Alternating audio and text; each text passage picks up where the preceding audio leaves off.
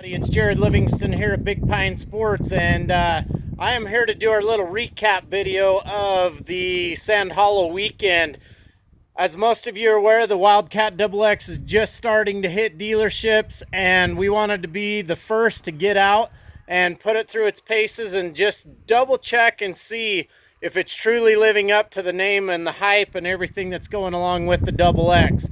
So I wanted to do a walk around, talk to you a little bit about the pros and cons and the things that we have noticed by being out this weekend down to Sand Hollow. So at Sand Hollow, we have the ability to do about everything down there, from dunes to huge whoops to desert, rock crawling, you name it. We were able to do it on the new XX. So what do we think? What are our thoughts? What kind of feedback can we give you on the XX? Couple of things. Number one, they're not lying on the suspension. They absolutely killed it on the suspension. Cannot say enough at how impressed the suspension was for us while we were out punishing it, if you will. Very, very impressive. Didn't experience any fading. Yesterday we put on almost 100 miles out through the desert, through the whoops and through some crawling, and did not experience any fading while we were out there. Very impressed with that. Granted, we were shooting a lot of video, taking a lot of pictures, and a lot more of that's to come, but super impressed with the suspension. What blew me away probably the most, I'll actually get back to that. What didn't we like about the XX? I'm going to talk about a couple of things that we did not like about the XX, some room for improvements, if you will. Number one is the tie rods. Not that they're out in the way or anything like that. They just did not perform as far as structurally to the demands that we were after while we were out there doing some extreme rock crawling. We're going to look into that. We're going to see what our options are as things are new with the tie rod situation. They are a lot stronger than the previous Wildcat, but with the big 30-inch tire, and if you're getting any hop while you're out on the rocks, we could see some potential problems with kinking those tie rods again. Probably the biggest complaint or feedback we got from everyone that had driven it, no matter where we were, we would stop, people would come and check it out. They wanted to see it in real life, they wanted to sit in it, we let them drive it. What was the number one complaint? The seat belt. So it's sitting a little bit low, kind of irritates along the skin right there. Obviously can be fixed in a lot of different ways, but that was the number one complaint, was the seat belt. Followed up, if we had to pick a third, so tie rods, seat belts, and the third, we'd say the seats. The seats are a little bit firm. It would be nice to have a little more plush feeling like you're seeing on some of the other manufacturers out there.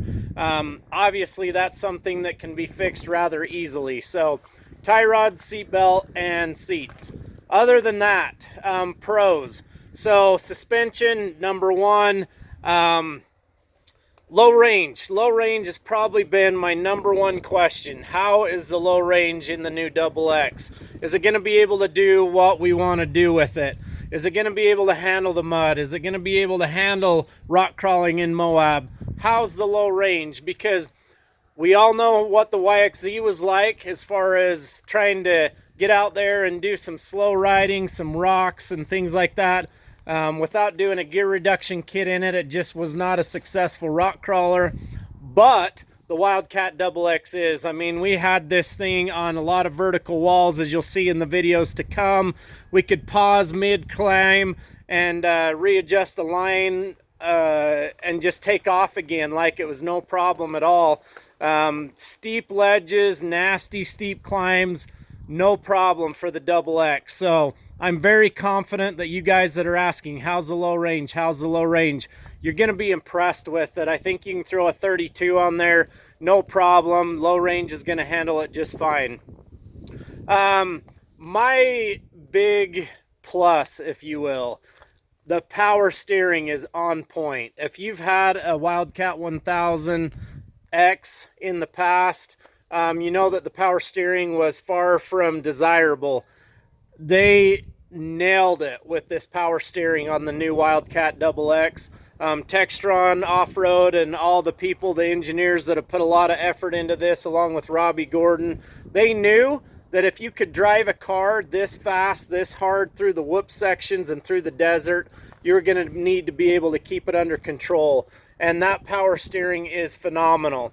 Back to the suspension, we did find that as we were out, taking a hard corner where all the other cars out there on the market would want to keep sliding, the Wildcat XX would straighten back up and start tracking straight very, very quickly. Definitely something that was a little bit strange to get used to, but by the end of the second day, it was something that many of us were raving about. We were talking about how perfect this machine tracks. Going through the rugged whoops fast as you wanted. We were hitting whoops at 74 miles an hour, which is where our XX was limiting out as far as power or top speed. We were hitting the whoops at 74 miles an hour and it tracked straight. You could just, it was very predictable, it was very comfortable, it was very easy to be out there. Also last night, as we attempted to see how many miles we could get on the machine on a tank of fuel, we were not able to finish off a full tank of fuel, but well over 100 miles, no problem. We were just shy of 100 miles and still had a quarter of the tank left. The top end of the tank felt like it was a little bit, it took a little while longer for the top end to start to drop before the bottom half would. Let me switch around here. Maybe. Doesn't want to. But we had two cars out there and just had a blast cat and mousing around. Very effective and very fun with all aspects. The power. So does it need to be a turbo? It does not need to be a turbo. It felt fast. It's very throttle responsive. Tons of fun. Is it going to beat a turbo? Probably not. We're going to find out in the next day or two. We've got a Polaris turbo in the works, as well as a Razor 1000 without a turbo that we're going to go head to head with, probably just on asphalt first. We'll see. We may even set up the timing lights. I haven't quite decided. But stay tuned for that. Do you have any questions? Feel free and put it in the comments below. I'm sure I missed a lot. Oh, we did have a lot of fun in water. We had water, and you'll see it in the video, coming up about into this area, and had virtually no water coming up inside the cab or on the floorboard. It was very impressive that way. But more info to come. I'm going to go through the videos tonight, the pictures tonight, and see what I can do to get some more footage put out for you. But wanted to share, spend about 8 or 9 minutes with you talking about my feedback. Jared at Big Pine Sports. We are the Wildcat XX experts. Give us a call, 435-427-3338, or check us out on the web, bigpinesports.com.